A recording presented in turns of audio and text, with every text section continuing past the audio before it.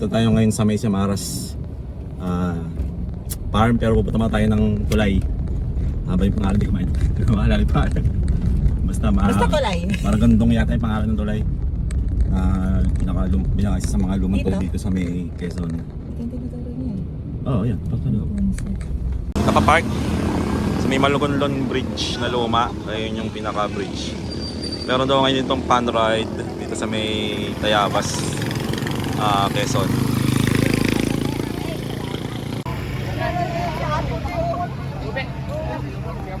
Ay, bigyan mo na kami, nandito ka pa.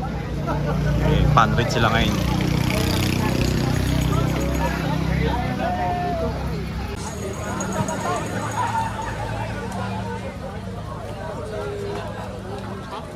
Yun po mga nag-register ng hanggang May 3, alot po kayo sa pagkain.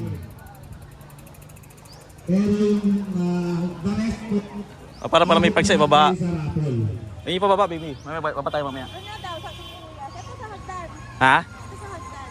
Sige. Hindi, pumunta muna ako rito.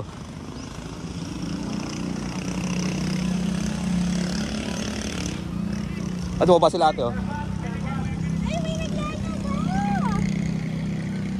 Okay, according sa Google, AI, yung the Malagonlong Bridge or yung Puente de Malagonlong in Tayabas, Quezon is generally considered the oldest and longest surviving stone arch bridge in the Philippines. Completed in 1850, constructed between 1841 to 1850 during the Spanish colonial era. 9 years. So, under the direction of Fray Antonio Mateos, a Franciscan priest who served as the Ministro del Pueblo of Tayabas. Oh, okay. So, kasama siya sa oldest Stone Bridge. Sa Pilipinas. Sa Pilipinas. Longest stone bridge art. Ito may tulay. May daan pala dito. Kaya ito.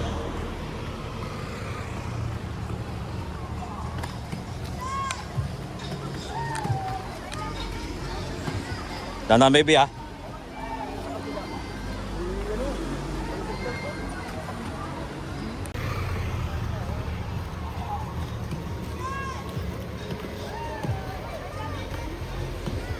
Dahan baby, ah.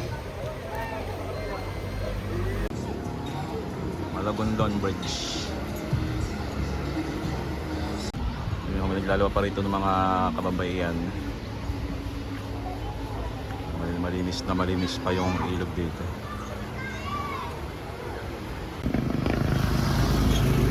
So ito yung view ng tulay dito sa may mismong bagong tulay ng Malagonlong Bridge. Meron si Erwan dito eh. Ha?